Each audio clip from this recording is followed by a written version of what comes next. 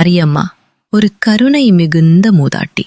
அவள் தினமும் கிராம இடுகாட்டுக்கு அருகில் வசிக்கும் மக்களுக்கு தண்ணீரை கொண்டு செல்வாள். அந்த இடுகாட்டில் பல வருடங்களாக ஓர் இளம் பெண்ணின் ஆவி அலைவதாக கிராமத்தில் பேச்சு இருந்தது. ஒரு பௌர்ணமி இரவு மாரியம்மா தண்ணீர் கொண்டு சென்றபோது திடீரென ஒரு அழகிய இளம் பெண் அவள் முன் தோன்றினாள். அது அந்த பேய்தான். பேய் சொன்னது, பாட்டி, உன் கருணைக்கு நன்றி. நான் உனக்கு ஒரு வரம் தருகிறேன்.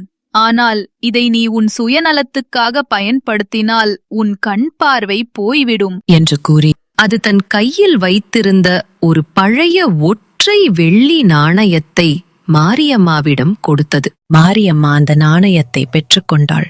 அவள் அதை வைத்து தனக்காக ஒருபோதும் எதையும் வாங்கவில்லை.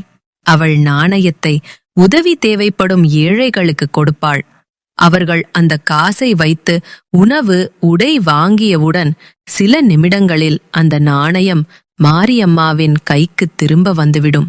மாரியம்மா அந்த ஒற்றை வெள்ளி நாணயத்தை கொண்டே கிராமத்தின் அனைத்து ஏழைகளுக்கும் பல நாட்கள் உணவளித்தாள். அவள் தன் சுயநலத்திற்காக பயன்படுத்தாததால் நாணயத்தின் சக்தி நிலைத்தது. அந்த பேயின் வரத்தின் மூலம் மாரியம்மா ஒரு பணக்காரியாக மாறவில்லை, ஆனால் கிராமத்தின் அன்பின் அடையாளமாக மாறினாள். பேய் கொடுத்த நாணயம் பேராசைக்கு அல்ல, கருணைக்கு மட்டுமே பயன்பட வேண்டும் என்ற பாடத்தை உணர்த்தியது. நண்பர்களே, இன்று கதை இங்கே முடிந்தது. மீண்டும் சந்திப்போம் பனி கிட்ஸில்.